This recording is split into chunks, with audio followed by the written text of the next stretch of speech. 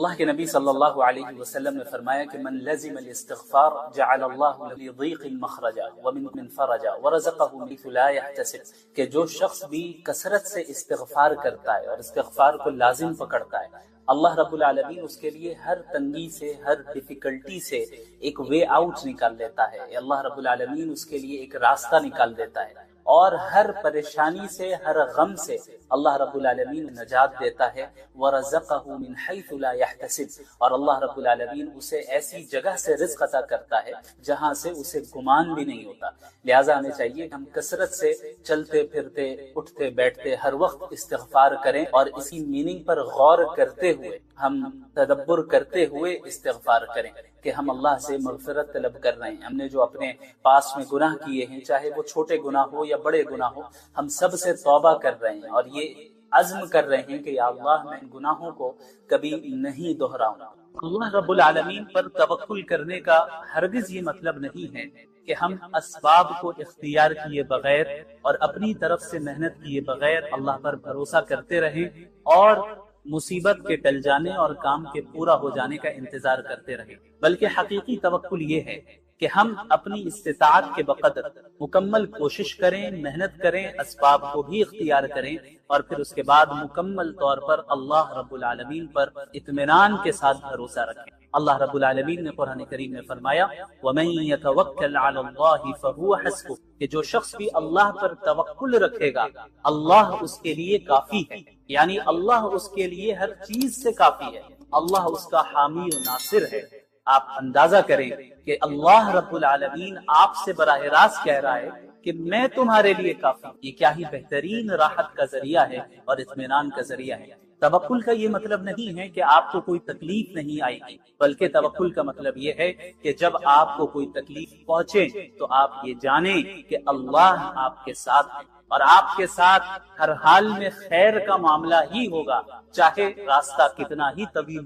لہذا افسوس نہ کریں، مایوس نہ ہوں، غم نہ کریں، بلکہ کام کریں، محنت کریں، اپنی استطاعت کے بقدر کوشش کریں اور دعا کریں، اور پھر کہیں حسبی اللہ، اللہ میرے لیے کافی۔ شاید اللہ تعالیٰ اس کے بعد کوئی نیا معاملہ پیدا فرما دے۔ کیا آپ کو لگتا ہے کہ سارے دروازے بند ہو چکے ہیں اور حل بہت دور ہے اور آپ کنارے تک پہنچ گئے ہیں؟ تو اس آیت کو سنیں، لعل اللہ یحدث بعد ذلك امرا، شاید اللہ رب العالمین اس کے بعد کوئی نیا معاملہ پیدا فرما دے۔ اللہ رب العالمین شاید آپ کے حال کو اچانک بدل دے۔ جی ہاں، اللہ رب العالمین اس بات پر قادر ہے کہ وہ آپ کی تنگی کو کشادگی سے تبدیل کر دے، آپ کے درد کو رحمت سے تبدیل کر دے، اور آپ کی مایوسی کو کامیابی سے تبدیل کر دے۔ کتنی بار ایسا ہوا کہ آپ نے کسی لمحے کو آخری سمجھا اور وہی لمحہ آپ کے گمان سے زیادہ خوبصورت آغاز بن گیا۔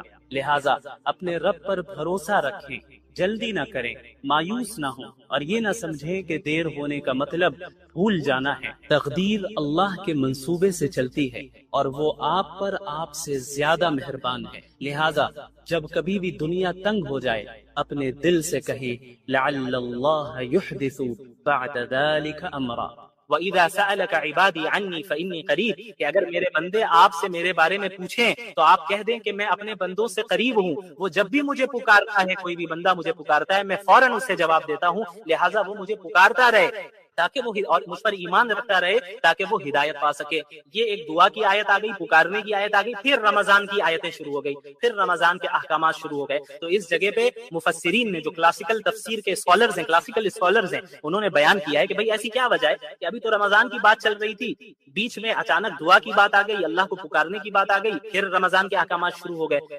مکمل رمضان کے احکامات ہی ہوتے، بیچ میں یہ آیت کیوں آئی؟ تو مفسرین نے یہاں نقطہ بیان کیا ہے کہ اللہ رب العالمین نے رمضان کے احکامات کے بیچ میں دعا کا ذکر کر کے یہ بتایا کہ رمضان میں دعاؤں کا اہتمام ہونا چاہیے، اور عام دنوں کے مقابلے میں اللہ رب العالمین رمضان کی دعاؤں کو زیادہ قبول کرتا ہے، اور قبولیت کی، ایکسپٹنس کی پاسبلٹی میں رمضان میں زیادہ سے زیادہ اضافہ ہو جاتا ہے. اور اللہ نے فرمایا اجیب دعوت الداع، کوئی بھی بندہ مجھے پکارتا ہے میں جواب دیتا ہوں. یا یہ نہیں کہا کہ کوئی عالم پکارے، کوئی بزرگ پکارے، کوئی ولی پکارے تبھی میں جواب دوں گا، نہیں، پکارنے والا مجھے پکارتا ہے. اب پکارنے والا جتنا بڑا گناہگار ہو وہ بھی ایک مرتبہ اللہ کو دل سے پکارے گا، اسی وقت اللہ رب العالمین جواب دیتے ہیں. تو یاد رکھیے رمضان کا مہینہ ایسا ہے جہاں اللہ نے رحمت کے دروازوں کو کھولا ہے اور آپ کو بلا رہا ہے. اللہ تیار ہے آپ کی مغفرت کرنے کے لیے اور آپ کو معاف کرنے کے لیے، بس انتظار ہمارے اور آپ کی توبہ کا ہے. ہم بس توبہ کر کے رجوع کر لیں. اللہ تو منتظر ہے، اللہ انتظار کر رہا ہے کہ یہ میرا بندہ اور میری بندی میرے پاس کب لوٹ کر آئیں، یہ واپس لوٹ کر آئیں. اور اتنی اپارچونٹیز ہماری دنیا میں اس دنیا میں اللہ نے ہمیں دے رکھی ہیں، اگر ہم ان تمام اپارچونٹیز کو ضائع کر رہے ہیں تو پھر کیا حاصل ہے؟ کچھ حاصل نہیں ہے. پھر رمضان میں اتنی اپارچونٹیز ہیں. عام دنوں میں اللہ کے نبی نے کیا فرمایا صلی اللہ علیہ وسلم، وقت تھوڑا سا زیادہ ہو رہا ہے بس میں مکمل کروں گا، کہ عام دنوں میں رات کے آخری حصے میں اللہ رب العالمین بندوں کی طرف متوجہ ہوتا ہے اور کیا کہتا ہے، کوئی ہے پکارنے والا جو مجھے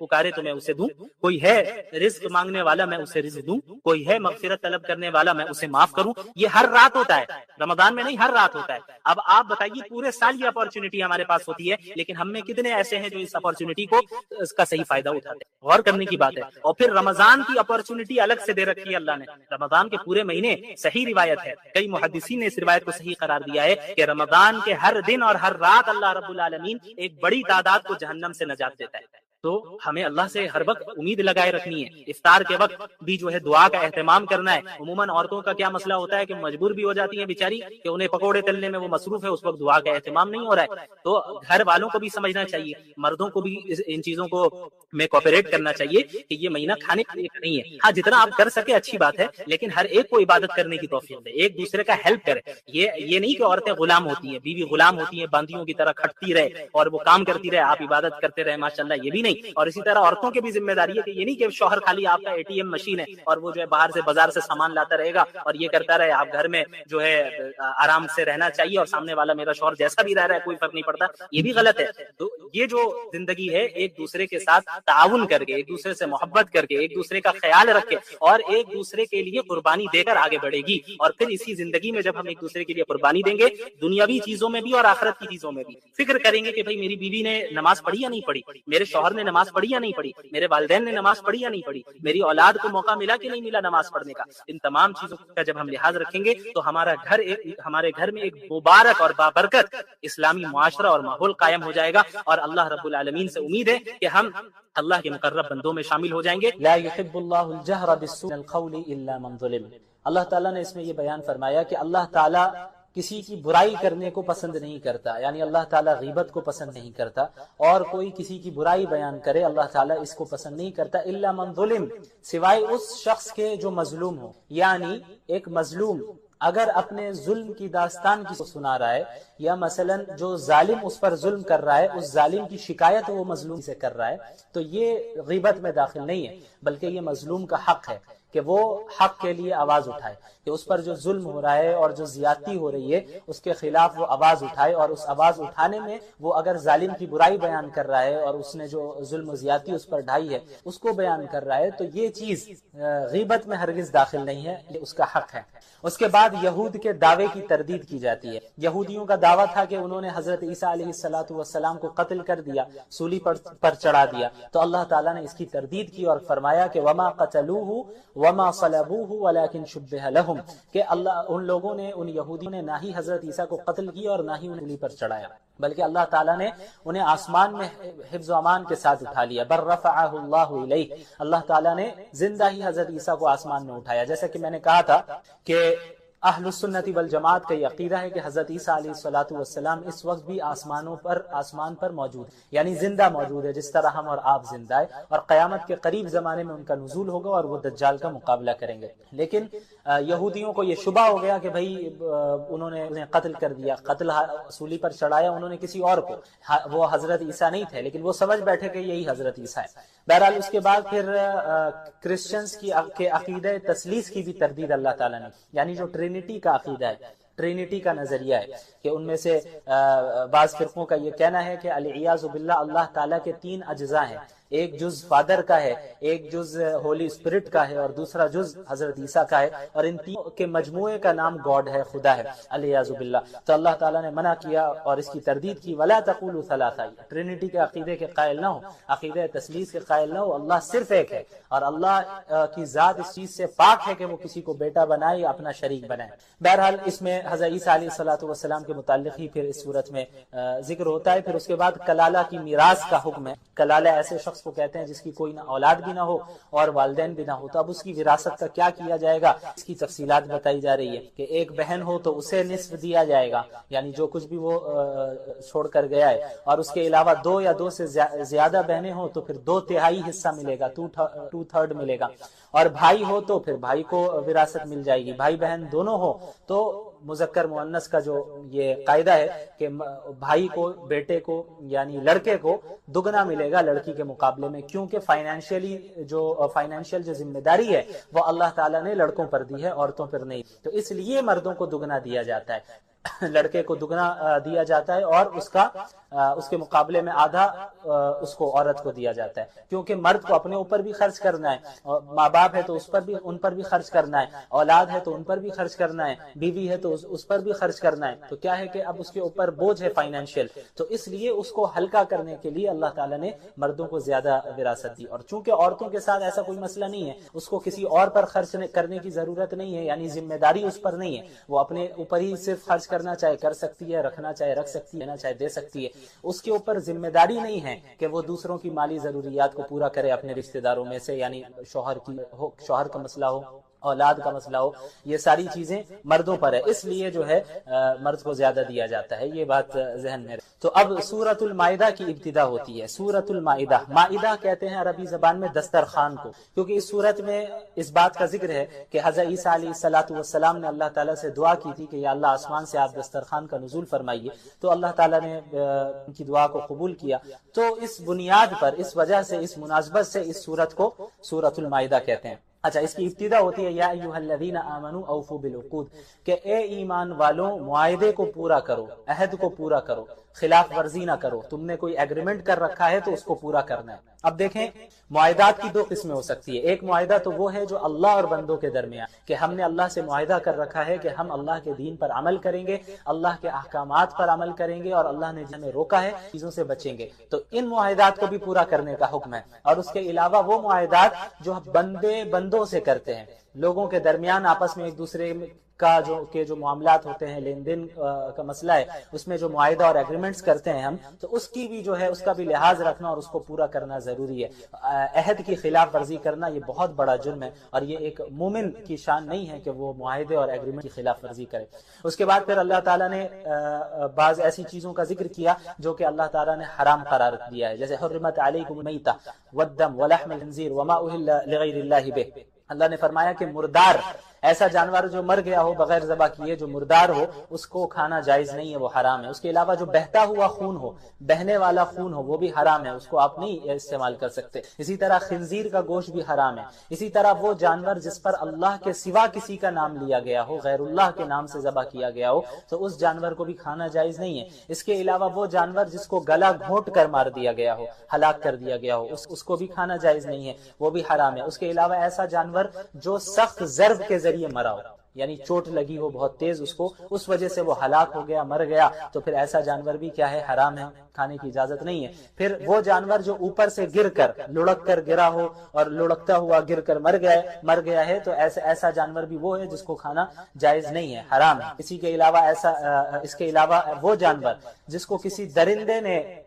کھایا ہو، زخمی کر کے پھاڑ دیا ہو اور پھر وہ مر گیا ہو، تو پھر ایسے جانور کو بھی کیا ہے کہ کھانا جائز نہیں۔ ہاں، حالت اضطرار میں، یعنی ایسی صورت آپ کے سامنے آ گئی کہ اب یہی مردار ہیں یا یہی ایسی قسم کے جانور ہے، اور آپ کے علاوہ کھانے کو آپ کے پاس کچھ نہیں ہے، اور آپ بالکل مرنے کے قریب ہیں، تو جان بچانے کے لیے بقدر ضرورت حرام چیز سے یعنی اس کو استعمال کیا جا سکتا ہے، لیکن اتنا ہی استعمال کیا جا سکتا ہے جس سے آپ کی جان بچے بس، اور اس کی اجازت ہے صرف جان بچانے کے لیے، یعنی اس کے علاوہ آپ کے پاس اور کوئی آپشن نہیں، تب اللہ نے اس کی اجازت دی۔ اس کے بعد ایک بہت ہی اہم آیت ہے جس میں اللہ نے تکمیل دین کا اعلان کیا۔ اللہ تعالیٰ نے فرمایا کہ الیوم اکملت لکم دینکم واتممت علیکم نعمتی ورضیت لکم الاسلام دینا، کہ آج ہم نے تم پر اس دین کو مکمل کر دیا ہے اور تم اپنی نعمت کو تم پر مکمل کر دیا ہے اور تمہارے لیے اسلام کو ایز اے ریلیجن میں نے پسند کر لیا ہے، ایز اے دین ہم نے سلیکٹ کر لیا۔ یعنی اس آیت کا جو نزول ہوا آپ کو معلوم ہونا چاہیے، یہ عرفات، میدان عرفات میں اس آیت کا نزول ہوا، اور احکام کے اعتبار سے سمجھیں کہ آپ یہ آخری آیت ہے، اس کے بعد کوئی نیا حکم نازل نہیں ہوا اور کوئی چیز منسوخ نہیں ہوئی۔ اس میں یہ اللہ تعالیٰ نے بتایا کہ آج کے دین آپ پر مکمل ہو گیا، مسلمانوں آپ سب پر مکمل ہو۔ تو اس کا مطلب یہ ہوا کہ اب اس دین میں حذف و اضافے کی گنجائش نہیں، اس دین سے کسی چیز کو اب نکالا نہیں جا سکتا اور کسی باہر کی چیز کو اس دین میں ایڈ نہیں، یعنی جس طرح رسول اللہ صلی اللہ علیہ وسلم مکمل ہو گیا، صحابہ کے زمانے میں یہ دین مکمل ہو گیا، اسی کو فالو کرنا ہوگا۔ اس میں کسی حکم کو ہم ایڈ بھی نہیں کر سکتے اور کسی حکم کو ہم ختم کرنا تو دور کی بات ہے، وہ تو کوئی سوال ہی نہیں ہے۔ اس کے علاوہ بدعات سے بھی بچنے کی جو ہے ہمیں اس سے ہمیں پتہ چل جاتا ہے کہ جب اللہ نے دین کو مکمل کر لیا تو بعد میں الگ سے ہم کوئی چیز بنا کر اسے دین کا حصہ بتائے، یہ بات غلط ہے، کیونکہ جب اللہ نے دین کو مکمل کر دیا تو اب کسی چیز کو ایڈ کرنے کی میں ضرورت نہیں۔ اس کے بعد اللہ تعالیٰ نے مسلمانوں کو حکم دیا کہ ہمیشہ عدل و انصاف سے کام لینا، یا ایھا الذین آمنوا کونوا قوامین للہ شہداء بالقسط، کہ ہمیشہ جب بھی فیصلہ کرو، جب بھی کوئی کام کرو تو پھر وہ عدل و انصاف کے ساتھ کرنا، اور ایسا نہ ہو کہ دشمنی کی بنیاد پہ تم عدل و انصاف کے خلاف کام کر رہے ہو، دوستی کی بنیاد پہ عدل و انصاف کے خلاف کام کر رہے ہو، نہیں، کوئی بھی مسئلہ ہو عدل و انصاف کو تھامے رکھنا۔ اس کے بعد یہود و نصارہ کے ایک دعوے کی تردید کی جاتی ہے، وقالت الیہود، آیت نمبر 18 سورہ مائدہ، وقالت الیہود والنصارى نحن ابناء اللہ واحباؤہ، یہود و نصارہ کہتے ہیں ہم تو اللہ کے بیٹے ہیں، اللہ کے محبوب ہیں۔ یہود و نصارہ کا بڑا دعویٰ تھا یہ بنی اسرائیل کا کہ چونکہ ہمارے یہاں انبیاء بہت کثرت سے بھیجے گئے ہیں، ہم انبیاء کی اولاد ہیں، اس لیے اللہ تعالیٰ ہم سے ناراض نہیں ہوگا، یعنی اگر ہم نے کوئی غلطی کی بھی تو اللہ تعالیٰ ہم سے ناراض نہیں ہوگا، ہم تو اللہ کے محبوب بندے ہیں، ہم اللہ انبیاء کی اولاد ہیں۔ تو اللہ تعالیٰ نے ان کے عقیدے کی تردید کی، ایسا نہیں ہوگا، کامیاب صرف وہ ہوگا جس کے عقائد درست ہوں گے اور اعمال درست، یعنی انبیاء کی اولاد میں سے ہو جانا یہ کافی نہیں ہے، بلکہ ایمان اور اعمال صالحہ کا ہونا ضروری، عقائد کا درست ہونا اور اعمال کا درست ہونا یہ بہت ضروری ہے، اس کے علاوہ نجات ممکن۔ اس کے بعد آیت نمبر 27 میں آئیے، وَاتْلُ عَلَيْهِمْ نَبَأَ ابْنَيْ آدَمَ بِالْحَقِّ، اس میں حضرت آدم علیہ السلام کے دو بیٹوں کا ذکر ہے، حابیل اور قابیل کا۔ حضرت آدم علیہ السلام کی جب اولاد پیدا ہوتی حضرت حوا سے تو وہ جڑواں اولاد پیدا ہوا کرتی، یعنی ایک بیٹا اور ایک بیٹی ایک ساتھ پیدا ہوتے، تو یہ جو ایک ساتھ پیدا ہو رہے ہیں ان کا آپس میں نکاح کرنا جائز نہیں تھا، یہ حقیقی بھائی بہن سمجھے جاتے تھے حضرت آدم کی شریعت کے اعتبار سے۔ اور پھر اگلی بار جب حمل سے دوسری اولاد پیدا ہوتی اور ایک بیٹا اور ایک اور بیٹی ساتھ میں ایک ساتھ پیدا ہوتی تو پہلی اولاد کا اس اولاد کے ساتھ نکاح کرنا جائز تھا، یعنی جو دو ایک ساتھ پیدا ہو رہے ہیں لڑکا اور لڑکی وہ ان آپس میں نکاح نہیں کر سکتے تھے، اب جو بعد میں پیدا ہو رہے ہیں ان کے ساتھ ان کا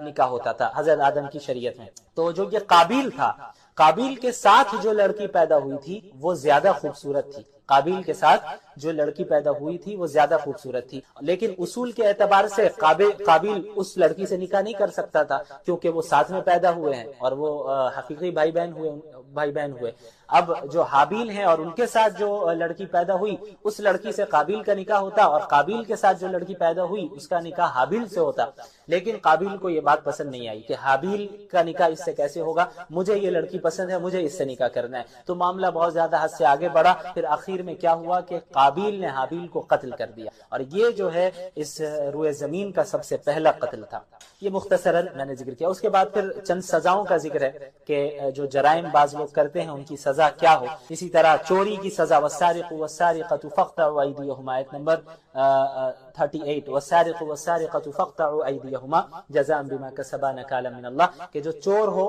چاہے مرد ہو یا عورت اس کے ہاتھ کو کاٹا جائے گا۔ اب بظاہر اس پر اعتراض کیا جاتا ہے کہ بھئی یہ تو اتنا سخت قانون ہے۔ اچھا یہ بھی یاد رہے کہ ایک اسپیسیفک اماؤنٹ ہے، اس اماؤنٹ کے برابر یا اس سے زیادہ اگر چوری کر رہا ہے تبھی یہ سزا نافذ ہوگی، اس سے کم میں نہیں۔ اس کے علاوہ چوری بھی ایسی ہو کہ آپ نے کسی محفوظ جگہ سے چوری کیا ہو، یعنی چلتے پھرتے راستے سے ہاتھ سے کوئی چھین کر لے جائے تو یہ سرقہ میں داخل نہیں ہے، بلکہ کوئی چیز آپ نے محفوظ جگہ پہ رکھا ہے، اس چیز کو رکھا ہے اور پھر چور آئے اور پلاننگ کے ساتھ وہاں سے نکال کر لے کر چلا جائے تو یہ چوری ہے، اور اس پر جو ہے حد نافذ ہوگی ہاتھ کٹنے کی۔ تو بعض لوگ اعتراض کرتے ہیں کہ بھائی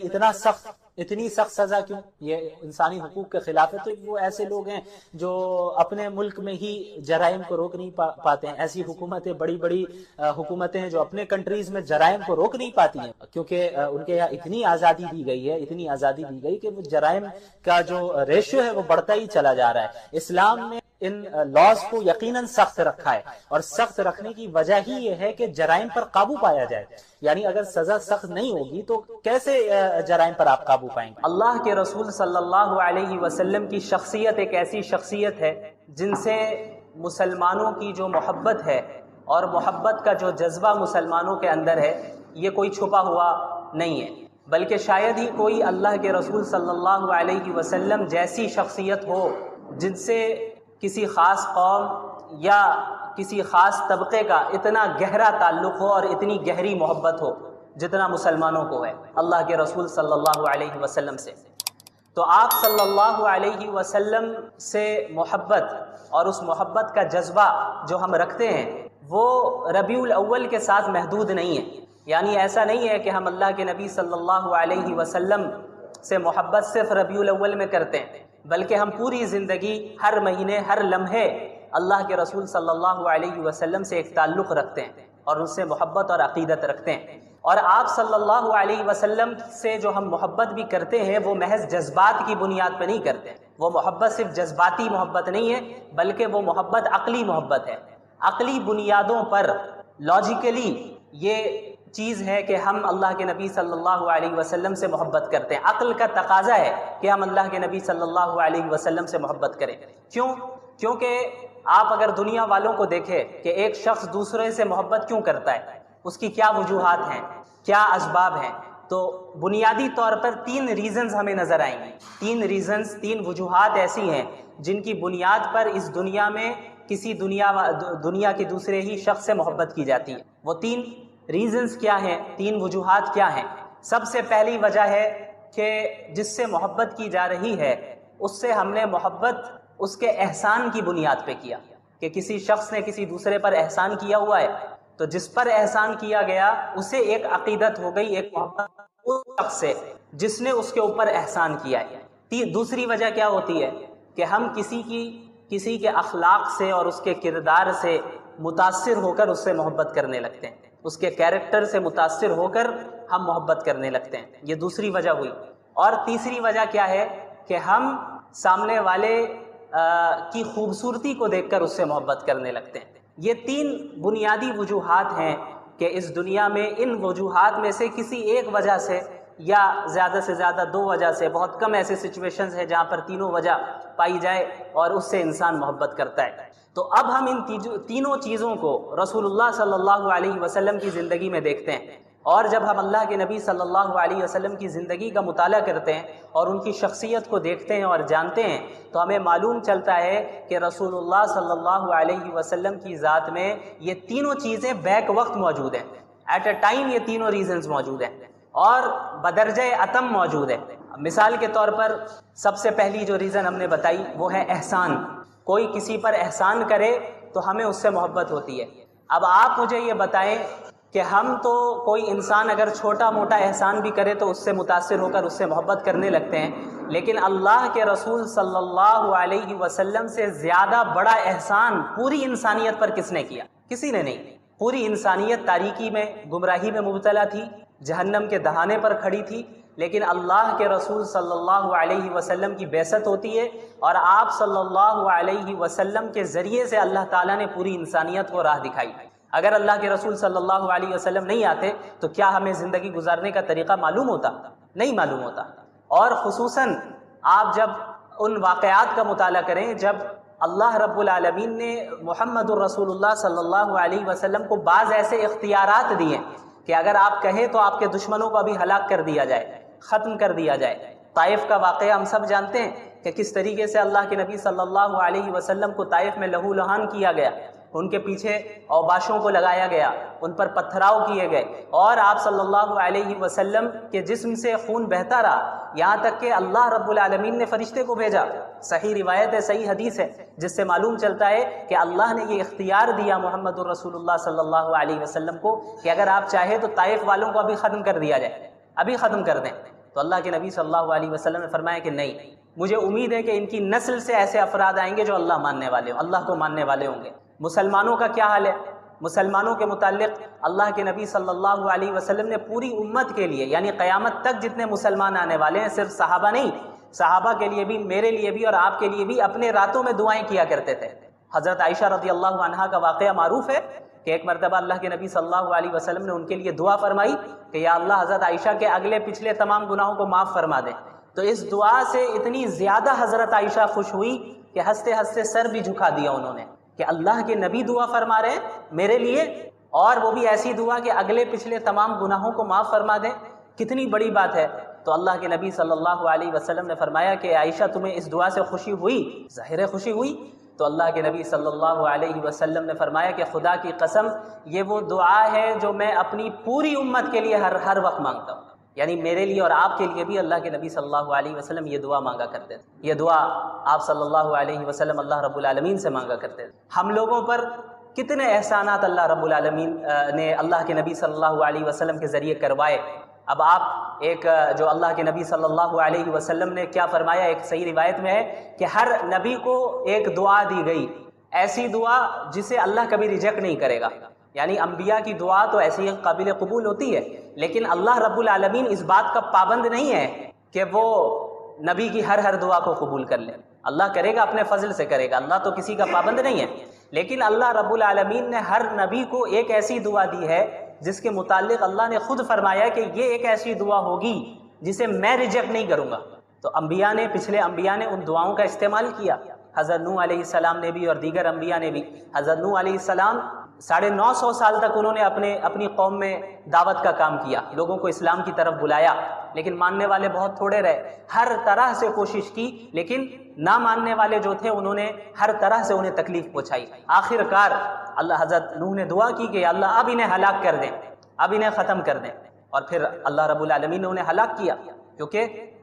ایک ایسی دعا انبیاء کو ملی جو کبھی ریجیکٹ نہیں ہوتی۔ اللہ کے نبی محمد الرسول اللہ صلی اللہ علیہ وسلم نے کیا فرمایا کہ اس دعا کو میں نے ابھی تک اس دنیا میں استعمال نہیں کیا ہے، اس آپشن کو میں نے ابھی تک استعمال نہیں کیا، حدیث کا مفہوم ہے، اس کو میں نے قیامت کے دن کے لیے رکھا ہے کہ میں اس دن اپنی امت کے لیے سفارش کروں گا۔ یا اللہ آپ نے مجھے ایک دعا دی ہے، ایک ایسا موقع دیا ہے کہ جس کو آپ کبھی ریجیکٹ نہیں کریں گے۔ یہ اس کو حالانکہ دنیا اللہ کے نبی صلی اللہ علیہ وسلم سے زیادہ کسی نبی کو تکلیف نہیں پہنچائی گئی، جتنے انبیاء آئے سب سے زیادہ تکلیف اگر کسی کو پہنچائی گئی ہے تو وہ محمد رسول اللہ صلی اللہ علیہ وسلم، سب سے زیادہ تکلیف ہر اعتبار سے۔ تو اللہ کے نبی صلی اللہ علیہ وسلم چاہتے تو دنیا ہی میں اس کا استعمال کر لیتے۔ یہ دعا بھی مانگی جا سکتی تھی کہ یا اللہ معاملہ آسان فرما دے اور کوئی میری مخالفت نہ کرے، معاملہ آسان فرما دے، مجھے تکلیف نہ دی جائے، میرے گھر والوں کو شہید کیا جا رہا ہے، تکلیف پہنچائی جا رہی ہے، صحابہ کو شہید کیا جا رہا ہے، یہ نہ ہو، یہ بھی مانگی جا سکتی تھی یہ دعا۔ لیکن اللہ کے نبی صلی اللہ علیہ وسلم نے اس آپشن کو محفوظ رکھا، بچا کے رکھا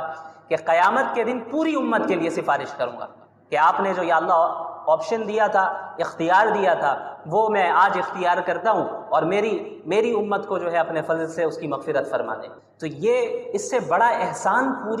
پوری انسانیت پر کیا ہو سکتا ہے؟ اس سے بڑا احسان کوئی ہو سکتا ہے؟ آپ صلی اللہ علیہ وسلم نے فرمایا کہ میری اور تمہاری مثال اس شخص کی طرح ہے جو ایک آگ جلائے اور آگ پر پروانے گر رہے ہو، جو کیڑے آتے ہیں پروانے گرتے ہیں، روشنی کی طرف جاتے ہیں، آگ کی طرف، ان پروانوں کو تو نہیں معلوم کہ یہ آگ ہے، وہ قریب جائیں گے جل جائیں گے، وہ تو صرف روشنی دیکھ کے قریب جا رہے ہیں، اور وہ شخص ان پروانوں کو آگ سے دور کرتا رہتا ہے، زبردستی ہٹاتا ہے۔ اللہ کے نبی صلی اللہ علیہ وسلم نے فرمایا کہ میری اور تمہاری مثال بھی یہی ہے کہ تم جہنم میں کودے جا رہے ہو اور میں تمہاری کمر سے پکڑ کر تمہیں جہنم سے دور کر رہا ہوں، کہ تمہیں تو وہ روشنی نظر آ رہی ہے، تمہیں وہ جو دنیا کی چمک دمک ہے، جو زیب و زینت ہے، وہ تمہیں اٹریکٹ کر رہی ہے، تم اس کے قریب جا رہے ہو، لیکن اس کا نقصان کیا ہونے والا ہے تم ابھی نہیں جان رہے۔ وہ اسی شخص کی طرح، اسی پروانے کی طرح ہے جو روشنی دیکھ کر آگ پر کی طرف جاتا ہے، لیکن جب آگ میں گر جائے تب پتہ چلتا ہے کہ یہ تو آگ ہے، جل کر ختم ہو گئے۔ ایک بچہ اگر کہیں چھت میں ہو اور وہ کنارے کی طرف جائے تو ماں باپ فوراً اسے روکتے ہیں اسے۔ اس بچے کو اتنا، ابھی اگر 2-3 سال کا بچہ ہو تو اس کو اتنا کانشیس تو نہیں ہوتا ہے اس کے پاس کہ وہ ہر چیز کو سمجھ سکے، وہ کنارے پہ بھی جاتا ہے، ہو سکتا ہے کچھ ایسی حرکت کر لے کہ گر جائے، لیکن ماں باپ کیا ہوتے ہیں، زبردستی کھینچ کر اسے کونے سے لائیں گے بیچ میں، اور اس کھینچنے میں ہو سکتا ہے وہ بچہ گرے بھی، اسے خراش بھی آ جائے، لیکن اس چھوٹی تکلیف کو برداشت کر لیا جاتا ہے، کس سے بچنے کے لیے؟ بڑی تکلیف سے بچنے کے لیے، جو اگر نیچے گر جاتا وہ بچہ تب تو موت ہو جاتی۔ اسی طرح اللہ کے رسول صلی اللہ علیہ وسلم پوری انسانیت کو، جہنم کے دہانے پہ جو انسانیت کھڑی ہے اور بس گرنے ہی والی ہے، اس کو، انسانوں کو کمر سے پکڑ کر دور کر رہے ہیں، انہیں بچا رہے ہیں کہ بھئی کہاں جا رہے ہو، کیا کر رہے ہو، کس چیز سے اٹریکٹ ہو رہے ہو، تم اپنا نقصان کیوں کر رہے ہو؟ یہ بڑا نقصان ہے۔ اسی لیے اب اسلامی احکامات بعض ایسے ہوتے ہیں جو ہو سکتا ہے ہمیں اپنی خواہش کو دبانا ہو اور اسلامی حکم کو فالو کرنا پڑے، کچھ تکلیف ہو ظاہری طور پہ، تو یہ اس تکلیف کی وہی حیثیت ہے جو ماں باپ جب اس بچے کو کھینچ رہے ہیں تو کھینچتے وقت جو ہاتھ میں خراش آ جائے۔ تو اب آپ بتائیں، ہاتھ میں خراش آ گئی، تکلیف لگی، تو کیا ماں باپ ظالم ہو گئے؟ ظالم تو نہیں ہوئے، بلکہ محسن ہوئے۔ کیوں؟ کیونکہ آگے جو بڑی تکلیف تھی اس کے مقابلے میں یہ خراش آنا کوئی بڑی بات نہیں ہے، معمولی بات ہے۔ اسی طرح جہنم کی آگ میں جلنا اور اس میں جانا، یہ اتنی بڑی تکلیف ہے اور اتنی بڑی مصیبت ہے کہ اگر اس سے بچنے کے لیے دنیا میں چند تکلیفوں کو برداشت کرنا پڑ رہا ہے تو اس کی کوئی حیثیت نہیں ہے اس تکلیف کے سامنے۔ تو اللہ کے نبی صلی اللہ علیہ وسلم نے پوری زندگی انسانیت کو جہنم کی آگ سے بچانے میں صرف کیا، اور اس طرح آپ صلی اللہ علیہ وسلم مصروف رہے اور اتنے متفکر رہتے کہ قرآنی آیتیں نازل ہوئی کہ لعلک باخع نفسک علی آثارہم ان لم یؤمنوا بہذا الحدیث اسفا۔ آپ اتنے متفکر ہیں، اتنے پریشان ہیں کہ کیا اگر یہ ایمان نہیں لائیں گے تو آپ اپنے آپ کو فکر میں ہلاک کر دیں گے؟ یعنی آپ اتنے زیادہ فکر میں مبتلا رہتے، اتنے متفکر رہتے کہ کیسے لوگ اسلام قبول کریں، کیونکہ حق تو یہی ہے، اس کے بغیر اگر موت آ گئی تو پھر جہنم ہے، کوئی اور آپشن نہیں ہے ان کے پاس۔ تو اللہ کے نبی صلی اللہ علیہ وسلم اس فکر میں گھلتے رہتے کہ کس طریقے سے میں پیغام پہنچا دوں، کس طریقے سے لوگ اسلام میں داخل ہوں، اور اتنے زیادہ متفکر ہوئے کہ اللہ کو یہ آیت اللہ نے نازل فرمائی کہ آپ کیا اپنے آپ کو فکر میں مبتلا کر کے ہلاک کر دیں گے؟ آپ نے تبلیغ کر دی، آپ نے بات پہنچا دی، بس آپ متفکر نہ ہو، ایمان لانا نہیں لانا ان کا کام ہے، ان کے اعمال اور عقائد کی بنیاد پہ ان کے ساتھ فیصلہ کیا جائے گا۔ تو ایک ایسے نبی جنہوں نے پوری انسانیت کی اپنے سے زیادہ اور اپنے گھر والوں سے زیادہ فکر کی، کیا اس سے بڑا احسان کوئی ہو سکتا ہے؟ تو اگر دنیا میں ہم کسی سے احسان کی بنیاد پر محبت کرتے ہیں تو رسول اللہ صلی اللہ علیہ وسلم کی ذات اس بات کی زیادہ مستحق ہے کہ ہم احسان کی بنیاد پہ ان سے محبت کریں۔ یہ ایک پہلی وجہ ہے۔ دوسری وجہ، کسی کے اخلاق سے متاثر ہو کر، کسی کے کیریکٹر سے متاثر ہو کر ہم اس سے محبت کرتے ہیں۔ اب آئیے اس چیز کو بھی اللہ کے نبی صلی اللہ علیہ وسلم کی زندگی میں دیکھ لیں۔ آپ صلی اللہ علیہ وسلم کے متعلق صحابہ نے کیا فرمایا کہ آپ صلی اللہ علیہ وسلم لوگوں میں سب سے بہترین اخلاق والے تھے، ان سے زیادہ بہتر اخلاق والا کوئی نہیں تھا۔ حضرت انس رضی اللہ عنہ تقریباً 9-10 سال تک جو ہے انہوں نے آپ صلی اللہ علیہ وسلم کی خدمت میں وہ رہے، آپ کی خدمت کی۔ وہ فرماتے ہیں کہ اس پوری مدت میں کبھی ایسا نہیں ہوا کہ آپ صلی اللہ علیہ وسلم نے مجھ سے اف تک کہا ہو۔ ہمارے یہاں کوئی کام کر رہا ہو، کوئی ہمارے گھر کا خادم ہو، تو ہمارا کیا سلوک رہتا ہے؟ اگر اس سے غلطی سے کوئی چیز گھر میں ٹوٹ جائے تو ہم تو قیامت کھڑی کر دیتے ہیں، سیلری کاٹ دیتے ہیں اور یہ کر لیتے ہیں، وہ کر لیتے ہیں، مختلف طریقے اختیار کرتے ہیں۔ آپ صلی اللہ علیہ وسلم کے متعلق حضرت انس فرما رہے ہیں کہ کسی چیز میں ڈانٹنا تو دور کی بات، اف تک نہیں کہا، اور یہ بھی نہیں کہا کہ فلاں کام میں نے کرنے کو کہا تھا تم نے کیوں نہیں کیا، یا فلاں کام تم نے کیوں کر دیا، میں نے تو اس سے منع کیا تھا، یہ بھی نہیں کہا۔ اس طرح آپ صلی اللہ علیہ وسلم کے اخلاق تھے۔ یہی اخلاق گھر والوں کے ساتھ بھی، ایسا نہیں کہ صرف باہر۔ عموماً ہمارے ساتھ کیا ہوتا ہے کہ ہم باہر کے لوگوں کے ساتھ اچھے سے سلوک کرتے ہیں، گھر میں جو ہے ہمارے معاملات اچھے نہیں رہتے۔ اللہ کے نبی صلی اللہ علیہ وسلم نے کیا فرمایا؟ خیرکم خیرکم لأہلہ وانا خیرکم لأہلی۔ تم میں سب سے بہترین شخص وہ ہے جو اپنے گھر والوں کے ساتھ اچھا سلوک کرے، اپنی گھر والی کے ساتھ اچھا سلوک کرے، اور تم میں سب سے زیادہ اپنی گھر والی کے ساتھ اچھا سلوک کرنے والا میں ہوں۔ یعنی میری اتباع کرو اس چیز میں بھی کہ اپنے گھر والوں کے ساتھ بھی حسن سلوک، ان کے ساتھ بھی بد اخلاقی کے ساتھ پیش نہیں آنا۔ حضرت عائشہ رضی اللہ عنہا سے مروی ہے غالباً کہ صحیح روایت ہے کہ اللہ کے رسول صلی اللہ علیہ وسلم کے متعلق فرمایا گیا کہ ما ضرب رسول اللہ صلی اللہ علیہ وسلم خادما له ولا امرأة ولا ضرب بيده شيئا، کہ آپ صلی اللہ علیہ وسلم نے پوری زندگی میں نہ کسی اپنے خادم پر ہاتھ اٹھایا، نہ کسی عورت پر ہاتھ اٹھایا، اور انسانوں کو مارنا تو ہاتھ اٹھانا تو دور کی بات، کسی چیز کو بھی ہاتھ سے نہیں مارا۔ اب ہمارے یہاں کیا ہوتا ہے، ہمیں غصہ آ جائے تو ہم کیا کرتے ہیں کہ چیزوں کو اٹھا پٹک کرنا شروع کر دیتے ہیں۔ اللہ کے رسول صلی اللہ علیہ وسلم کے متعلق فرمایا جا رہا ہے کہ کسی عورت کو مارنا، کسی انسان کو مارنا یہ تو ہوا ہی نہیں، اور یہ تو دور کی بات، آپ نے کسی چیز کو بھی ہاتھ سے بھی دھکا نہیں دیا کہ دھکا دے کر یا کسی چیز کو مارا ہو، ہاتھ سے ایسا نہیں کیا۔ یہ آپ صلی اللہ علیہ وسلم کے اخلاق تھے، اور آپ صلی اللہ علیہ وسلم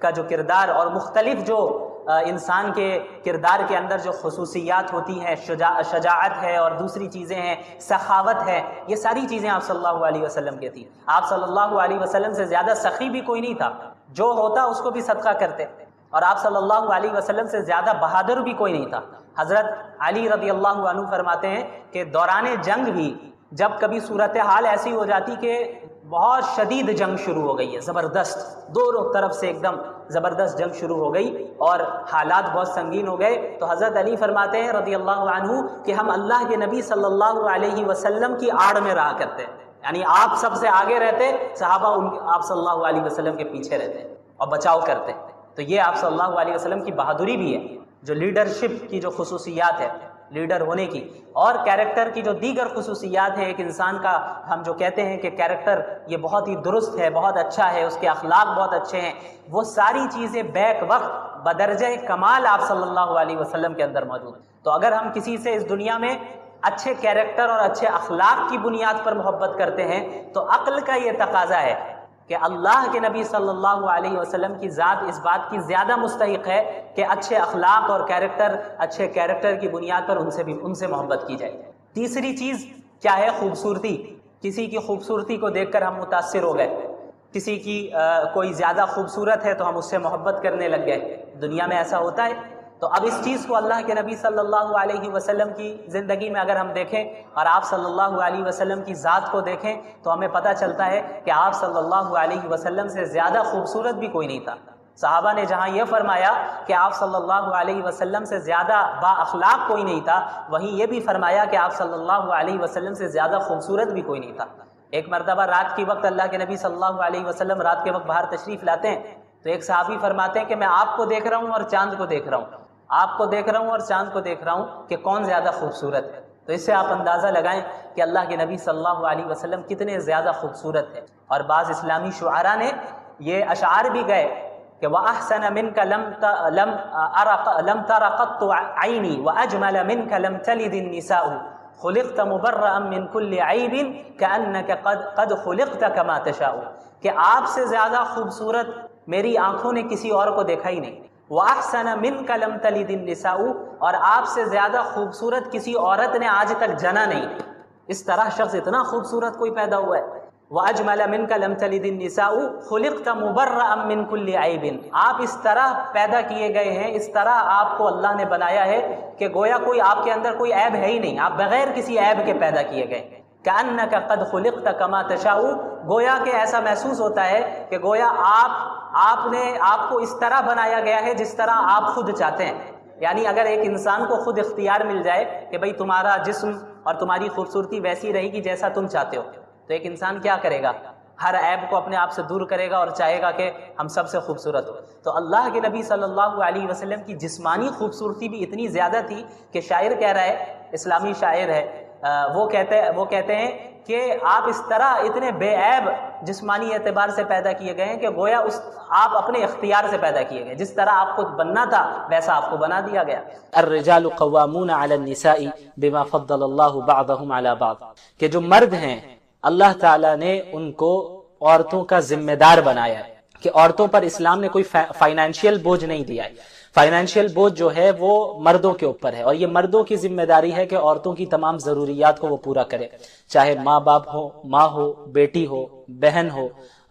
اور اگر اس کا نکاح نہیں ہوا ہے تو اب وہ جو بھائی ہوگا وہ دیکھ ریکھ کرے گا، خیال رکھے گا، اور اس کے علاوہ اس کی جو بیوی ہوگی اس کی بھی تمام ضروریات کو وہ شوہر پورا کرے گا، مرد پورا کرے گا۔ تو اس وجہ سے اللہ تعالیٰ نے مردوں کو عورتوں پر ذمہ دار بنایا ہے، اور اس کے بدلے میں عورتوں کو یہ حکم ہے کہ شریعت کے دائرے میں رہتے ہوئے جو ہے اپنے ولی کی اطاعت کرے۔ بہرحال اس کے بعد پھر طہارت کے مسائل کا بھی ذکر ہے، وَإِن كُنتُم مَرْضَىٰ أَوْ عَلَىٰ سَفَرٍ أَوْ جَاءَ أَحَدٌ مِّنكُم مِّنَ الْغَائِطِ، اس میں اللہ تعالیٰ نے یہ بھی بتایا کہ ایک بندہ اگر غسل اس کے اوپر واجب ہو جائے تو وہ غسل کرے گا، وضو کی ضرورت ہے تو وضو کرے گا، اور پھر اس امت کے لیے جو ایک بہت بڑی نعمت اللہ تعالیٰ نے دی وہ نعمت ہے تیمم کی نعمت، کہ اگر مثلا پانی نہیں مل پا رہا ہے یا کوئی اور عذر شرعی ہے اور جس سے آپ وضو نہیں کر سکتے، غسل نہیں کر سکتے، پانی کا استعمال نہیں کر سکتے، تو ایسی صورت میں اللہ تعالیٰ نے فرمایا کہ فَتَيَمَّمُوا صَعِيدًا طَيِّبًا، کہ تم پاک مٹی سے تیمم کرو۔ تو یہ جو تیمم کی اجازت ہے یہ صرف امت مسلمہ کے لیے خاص ہے، یعنی اللہ کے نبی صلی اللہ علیہ وسلم کی جو یہ امت ہے، ہم ہیں، آپ ہیں، ہمارے لیے ہی اللہ تعالیٰ نے یہ اجازت دی، اور اس سے پہلے کی قوموں کے لیے، پہلے کی امتوں کے لیے تیمم کی اجازت نہیں تھی۔ تو یہ اللہ تعالیٰ کا ہم پر بڑا احسان ہے۔ اس کے بعد امانت ادا کرنے کی تاکید، اللہ تعالیٰ نے فرمایا ان اللہ یأمرکم ان تؤدوا الامانات الی اہلھا، کہ اللہ تعالیٰ تم لوگوں کو یہ حکم دیتا ہے کہ تم امانتوں کو ان کے اہل تک پہنچا دو، یعنی جس کی جو امانت ہو اس تک جو ہے آپ اس امانت کو لوٹا دیجئے۔ اس آیت کا ایک خاص شان نزول ہے۔ شان نزول کا کیا مطلب ہوتا ہے؟ یعنی ایک خاص واقعہ ہے جس کی وجہ سے اور جس کے پیش نظر اللہ تعالیٰ نے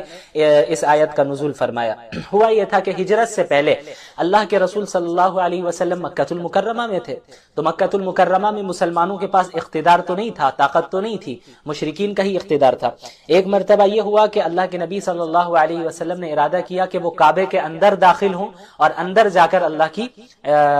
عبادت کریں یا اندر جائیں۔ تو اس وقت بھی کعبے کی جو چابی تھی، یعنی کعبے کے دروازے کی جو چابی تھی، وہ عثمان بن طلحہ کے پاس تھی۔ تو اللہ کے نبی صلی اللہ علیہ وسلم عثمان بن طلحہ کے پاس جاتے ہیں۔ یہ اس وقت کا واقعہ ہے جب اللہ کے نبی مکہ میں تھے، اور عثمان بن طلحہ سے کہتے ہیں کہ آپ دروازہ کھول دیں، کعبے کا دروازہ آپ کھول دیں، چابی دے دیں تاکہ ہم اندر داخل ہو سکیں۔ تو عثمان بن طلحہ منع کر دیتے ہیں اور آپ صلی اللہ علیہ وسلم کو اندر داخل ہونے نہیں دیتے۔ تو آپ صلی اللہ علیہ وسلم اس وقت عثمان بن طلحہ سے یہ کہتے ہیں کہ ایک وقت ایسا آئے گا کہ جب تم یہ چابی میرے ہاتھ میں دو گے اور پھر میں جسے چاہوں گا اس کعبے کے دروازے کی چابی جسے دینا چاہوں گا میں اسے دے دوں گا۔ اور ٹھیک ایسے ہی ہوا فتح مکہ میں، یعنی جب ہجرت ہو گئی، پھر ہجرت کے بعد ایک لمبا عرصہ گزر گیا، سن 8 ہجری میں جب مسلمانوں کو فتح ملی مکہ المکرمہ میں، اللہ کے نبی صلی اللہ علیہ وسلم مسلمانوں کے ساتھ مکہ میں داخل ہو جاتے ہیں اور اسلام وہاں غالب آ جاتا ہے، بغیر لڑے، بغیر خون خرابہ، کسی بھی خون خرابہ کے بغیر مکہ المکرمہ فتح ہوا۔ تو وہاں جب آپ صلی اللہ علیہ وسلم داخل ہوتے ہیں تو ظاہر ہے اب مکہ میں مشرکین کی حکومت ختم ہو گئی، اب وہ فتح ہو گیا مکہ، تو اب اللہ کے نبی کی حکومت آ گئی، اسلام کی حکومت آ گئی اور تمام مسلمانوں کو وہاں اقتدار مل گیا۔ تو اب اللہ کے نبی صلی اللہ علیہ وسلم عثمان بن طلحہ کو بلاتے ہیں اور اس کے ہاتھ سے چابی لے لیتے ہیں۔ یعنی کئی سال پہلے عثمان بن طلحہ نے اللہ کے نبی کو اندر جانے نہیں دیا، تو اللہ کے نبی صلی اللہ علیہ وسلم نے فرمایا تھا ایک وقت آئے گا کہ جب تم مجھے یہ چابی دو گے اور میں جسے چاہوں گا اسے دوں گا۔ تو عثمان بن طلحہ سے اللہ کے نبی صلی اللہ علیہ وسلم چابی لے لیتے ہیں اور کعبے کا دروازہ کھول کر اندر داخل ہو جاتے ہیں۔ تو کعبے کے اندر یہ آیت نازل ہوتی ہے ان اللہ یأمرکم ان تؤدوا الامانات الی اہلھا، کہ اللہ تعالیٰ آپ لوگوں کو یہ حکم دیتا ہے کہ امانتوں کو ان کے اہل تک پہنچا دو۔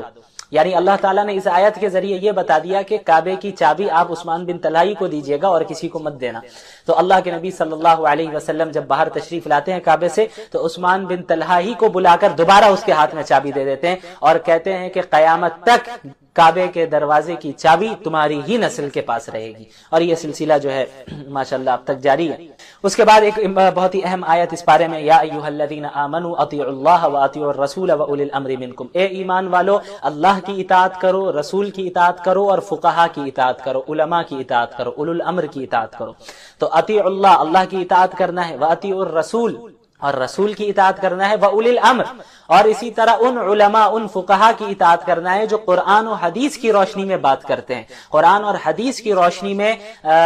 مسائل کا حل پیش کرتے ہیں۔ تو ان علماء کو بھی فالو کرنا ہے، اللہ کو بھی فالو کرنا ہے، رسول کو بھی فالو کرنا ہے، صحابہ کو بھی فالو کرنا ہے، اور ہمارے جتنے علماء کرام ہیں، ہمارے فقہاء عظام ہیں جو اہل سنت کے اہل حق علماء ہیں جو کتاب و سنت کی روشنی میں مسائل کا حل پیش کرتے ہیں، ان کو بھی فالو کرنے کا حکم اللہ تعالیٰ نے اس آیت نمبر 59 میں دیا۔ اور اس کے بعد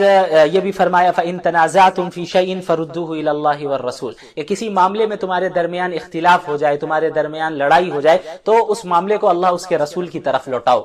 اللہ اور اس کے رسول کی طرف لوٹانے کا کیا مطلب ہے کہ قرآن اور حدیث کی طرف لوٹاؤ اور قرآن اور حدیث سے یہ طے کرو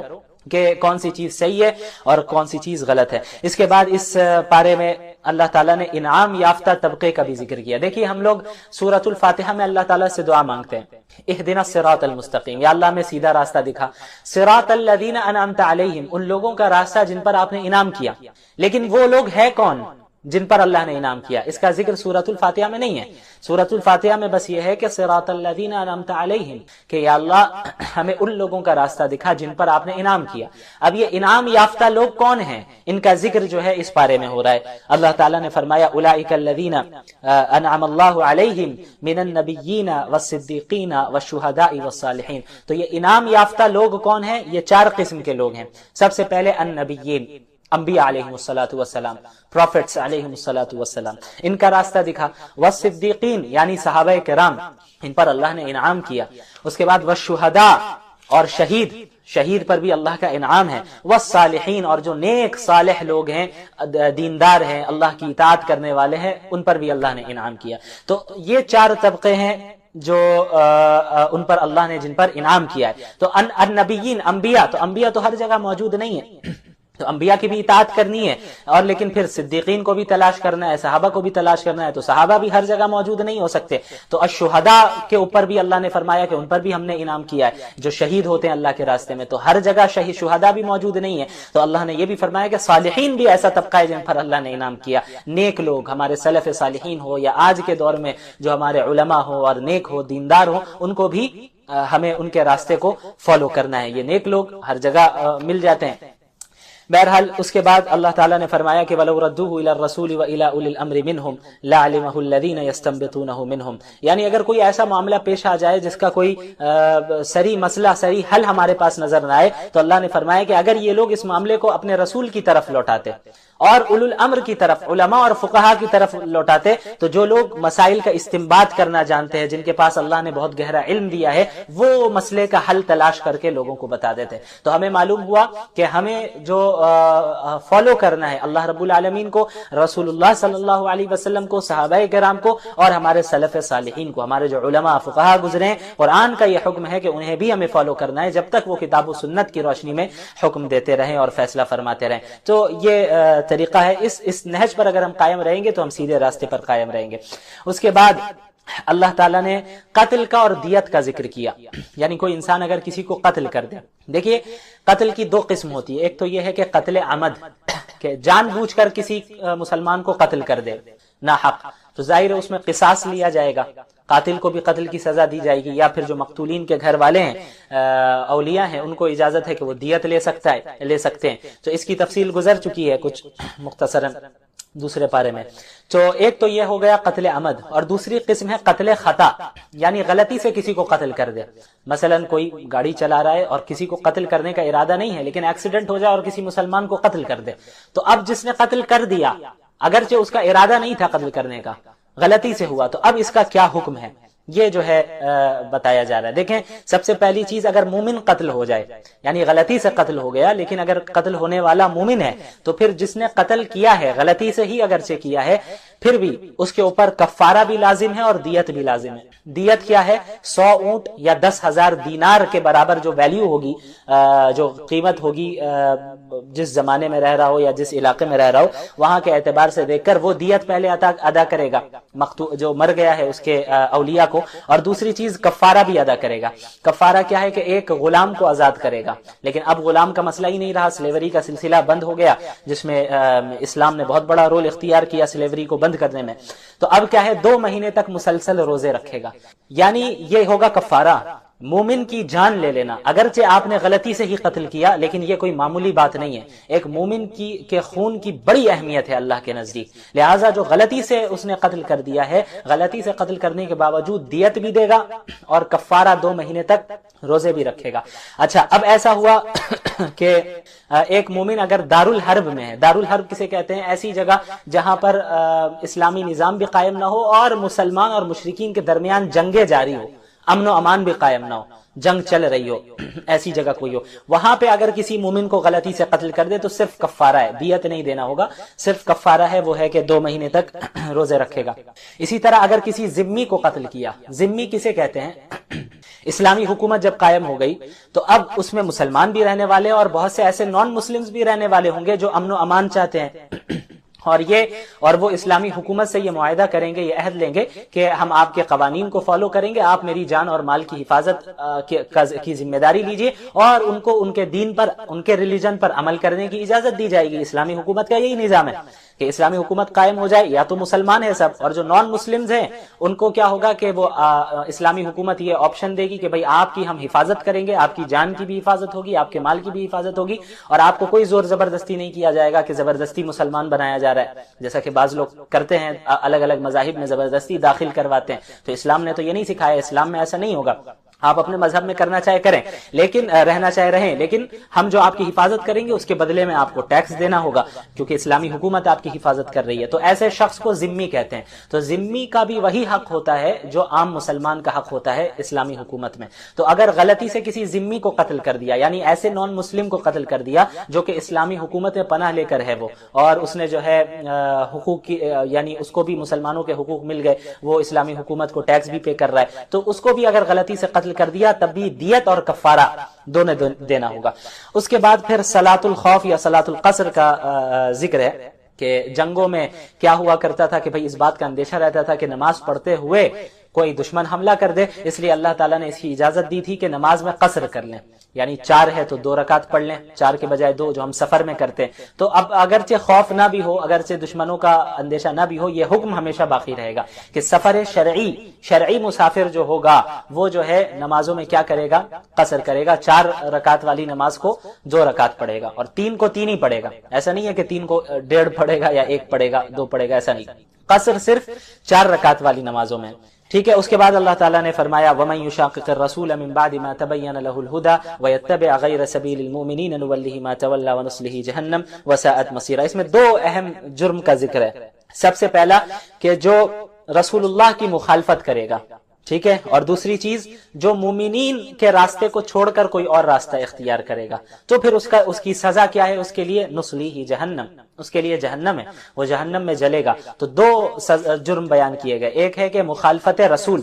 آپ صلی اللہ علیہ وسلم کی خلاف ورزی کر رہا ہے، آپ صلی اللہ علیہ وسلم کی مخالفت کر رہا ہے، یہ ایک سزا ہے، یہ ایک جرم ہے۔ دوسرا جرم، جن چیزوں پر تمام مسلمان نے اتفاق کر لیا ہے، تمام مسلمان متفق ہو چکے ہیں، اس امت مسلمہ کا اتفاق ہو گیا ہے، اس میں اجماع قائم ہو گیا ہے، اس چیز کو چھوڑ کر کوئی اور راستہ بندہ اختیار کر رہا ہے تو وہ پھر جہنم والا راستہ اختیار کر رہا ہے۔ تو اس آیت سے اجماع امت بھی ثابت ہوتا ہے، یعنی کوئی بھی ایسی چیز ہو جس پر پوری امت کا اتفاق ہو جائے، پوری امت اسے قبول کر لے اور اپنے درمیان اس میں عمل کرنے لگے، تو وہ ایسی چیز ہوگی جس کو ایک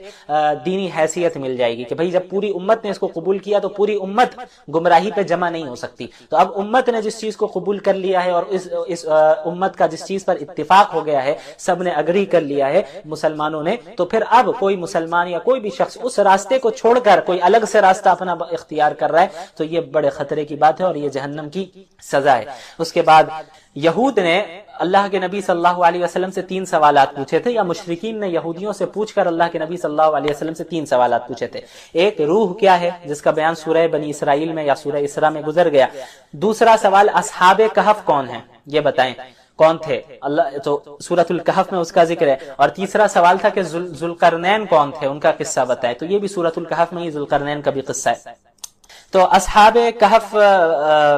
کہ جب یہ سوالات اللہ کے نبی صلی اللہ علیہ وسلم سے کیے گئے تو آپ صلی اللہ علیہ وسلم نے فرمایا تھا کہ میں کل بتاؤں گا، کیونکہ وہی آنے کا انتظار تھا آپ کو کہ بھئی آپ کو تو نہیں معلوم تھا کہ روح کیا ہے، اصحاب کہف کون تھے، ذوالقرنین کون تھے، یہ تو وحی کے ذریعے اللہ تعالیٰ بیان کرتے تھے، بتاتے تھے۔ تو اللہ کے نبی نے ان لوگوں سے کہا کہ میں کل بتاؤں گا، آپ کو انتظار تھا کہ وحی آتی، لیکن آپ صلی اللہ علیہ وسلم انشاءاللہ کہنا بھول گئے،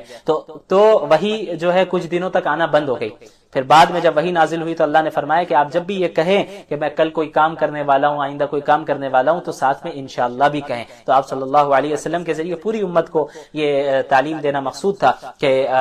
کسی بھی کام جو آپ کو فیوچر میں کرنا ہو اس کے ساتھ انشاءاللہ کہیں، تب اللہ کی مدد بھی ساتھ میں رہتی ہے۔ تو اس صورت میں اصحاب کہف سے ہی ان کا ذکر شروع ہوتا ہے۔ ایک ظالم اور مشرک بادشاہ تھا جو شرک بھی کیا کرتا تھا، لوگوں سے شرک کروایا کرتا تھا، لیکن ان کی حکومت میں، اس بادشاہ کی، ظالم بادشاہ کی حکومت میں چند ایسے نوجوان تھے جو توحید پرست تھے، توحید کے ماننے والے تھے، ایک اللہ کی عبادت کرنے والے تھے، ایک اللہ کو ماننے والے تھے، توحید کے قائل تھے۔ تو یہ بادشاہ ان توحید موحد نوجوانوں کو پریشان کیا کرتا تھا، کیونکہ وہ چاہتا تھا یہ مشرک بن جائے۔ تو ان موحد نوجوانوں نے کیا کیا، یہ لوگ ایک غار میں جا کر چھپ گئے کہ بادشاہ قتل نہ کر دے، ہمیں نقصان نہ پہنچائے، ایک غار میں جا کر چھپ گئے۔ وہاں اللہ تعالیٰ نے ان پر نیند طاری کر دی، اور تقریباً 309 سال تک اللہ تعالیٰ نے اپنی قدرت سے انہیں سلائے رکھا۔ اللہ تعالیٰ نے فرمایا کہ وَتَرَى الشَّمْسَ إِذَا طَلَعَتْ تَزَاوَرُ عَنْ كَهْفِهِمْ ذَاتَ الْيَمِينِ وَإِذَا غَرَبَتْ تَقْرِضُهُمْ ذَاتَ الشِّمَالِ وَهُمْ فِي فَجْوَةٍ مِّن ذَلِكَ مِنْ آيَاتِ اللَّهِ۔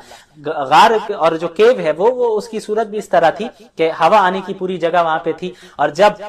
سورج طلوع ہوتا تو دائیں طرف روشنی پڑتی، اندر غار کے اندر دائیں حصے میں روشنی پڑتی، جب غروب ہوتا تو بائیں حصے میں روشنی پڑتی، اور وہ لوگ بیچ میں بالکل سوئے ہوئے تھے، یعنی ڈائریکٹ دھوپ ان کے جسم پر نہیں پڑ رہی تھی۔ تو اللہ تعالیٰ نے ان کے جسم کی حفاظت کی اور ان کے سانس لینے کا بھی انتظام کیا، اور 309 سال تک وہ لوگ اسی طرح سوتے رہے۔ پھر کیا ہوا کہ بیدار جب ہوئے اتنے سالوں کے بعد، تو ایک دوسرے سے سوال کرنے لگے، کم لبثتم، کہ آپ تم لوگ کتنے دن رہے یہاں پر، یعنی کتنے دیر سے ہم لوگ سو رہے ہیں یہاں پر۔ تو کسی نے کہا، ان میں سے ان لوگوں نے کہا، لبثنا یوما او بعض یوم، ہم شاید ایک دن یا کچھ گھنٹے ہی سوئے ہیں۔ تو پھر انہیں تو معلوم نہیں تھا اتنے سال گزر گئے، تو انہوں نے کیا کہا کہ بھائی ایک ساتھی کو بھیجا کہ آپ جائیں اور ہمارے لیے کھانا لے کر آئے، کیونکہ اب سب نیند سے اٹھے تھے تو انہیں بھوک لگ رہی تھی، اور ان سے یہ کہہ دیا کہ بھائی آپ جائیں اور باہر شہر میں کسی کو پتہ نہیں چلنا چاہیے ہم کھائیں، ایک تو پاکیزہ حلال روزی تلاش کیجیے اور کسی کو پتہ نہ چلے کہ ہم لوگ چھپے ہوئے اور کس جگہ پر ہے، کیونکہ انہیں ڈر تھا کہ وہ بادشاہ جو ہے ہمیں سزا دے گا۔ تو وہ شخص جاتا ہے اور بازار سے جب سامان خریدتا ہے تو جب وہ پیسے دیتا ہے تو وہ 309 سال پرانے سکے دے رہا ہے، تو اب لوگوں کو پتہ چل جاتا ہے کہ بھائی یہ کہاں سے آ گئے، یہ سکے اس کے پاس کہاں سے آ گئے، یہ پیسے اس کے پاس کہاں ہیں۔ تو پھر اب لوگوں کو پورے شہر میں پتہ چل جاتا ہے کہ بھائی یہ تو ایسا معجزہ ہوا ہے، یہ تو کرامت ہوئی ہے کہ بھائی 300 سال سے زائد ہو گئے ہیں، ابھی تک یہ لوگ زندہ ہے اور یہ لوگ سو رہے تھے۔ اور اللہ کی قدرت دیکھیں کہ وہ جو بادشاہ تھا جن کے ڈر سے یہ لوگ چھپے تھے، وہ تو موت بھی آ گئی اس کو اور ختم بھی ہو گیا، ظاہر ہے 309 سال گزر گئے، اس کی حکومت بھی ختم۔ اور اب جب یہ بیدار ہوئے تو اس حکومت میں بیدار ہوئے ہیں جس حکومت کا بادشاہ موحد تھا اور توحید کا قائل تھا۔ تو اس بادشاہ کو جب پتہ چلا کہ ایسے توحید کے ماننے والے لوگ ہیں تو ان کو بلاتا ہے وہ، اور ان کا مکمل اکرام کرتا ہے، اعزاز کرتا ہے۔ بہرحال اصحاب کہف کی تعداد کتنی تھی تو اللہ نے فرمایا کہ قل ربی اعلم بعدتہم، ٹھیک علم تو اللہ ہی کے پاس ہے کہ وہ نوجوانوں کی تعداد کتنی تھی، لیکن مختلف روایتوں سے معلوم چلتا ہے، حضرت عبداللہ بن عباس رضی اللہ عنہ نے بھی جیسا فرمایا کہ ان کی تعداد 7 تھی۔ اس کے بعد 2 آدمیوں کا قصہ ہے آیت نمبر 32 میں، وَضْرِبْ لَهُمْ مَثَلَ الرَّجُلَيْنِ جَعَلْنَا لِأَحَدِهِمَا جَنَّتَيْنِ مِنْ أَعْنَابٍ وَحَفَفْنَاهُمَا بِنَخْلٍ وَجَعَلْنَا بَيْنَهُمَا زَرْعًا۔ 2 آدمی تھے، ایک کے پاس مال و دولت سے ایک کے اندر محبت آ جاتی ہے اور وہ اللہ کا یعنی اللہ کی نافرمانی کرتا ہے اور مال و دولت کو ہی سب کچھ سمجھنے لگتا ہے، اور ایک دوسرا شخص ہے جو دیندار تھا، اس نے اپنے مال کو اللہ کے راستے میں خرچ کیا، تو وہ مومن بندہ اس کو سمجھایا کرتا تھا کہ بھئی تم صرف مال و دولت سے ہی محبت کرتے ہو، اسے ہی تم نے سب کچھ سمجھ لیا ہے، حالانکہ تمہاری حیثیت کیا تھی، تم تو ایک نطفے سے اللہ نے تمہیں بتایا اللہ کے ساتھ شرک نہ کرو، اللہ کی اطاعت کرو، لیکن وہ نہیں مانتا تھا، اور اسے لگتا تھا کہ اس کا مال و دولت جو ہے کبھی ختم نہیں ہونے والی ہے، اس کے پاس جو مال ہے دولت ہے وہ ہمیشہ رہے گی۔ تو پھر یہی معاملہ رہا کہ آخر میں اس وقت اسے احساس ہوا کہ جب اللہ تعالیٰ نے ان تمام نعمتوں کو اس شخص سے چھین لیا۔ اس کے بعد آیت نمبر 46 میں اللہ نے فرمایا المال والبنون زینت الحیات الدنیا،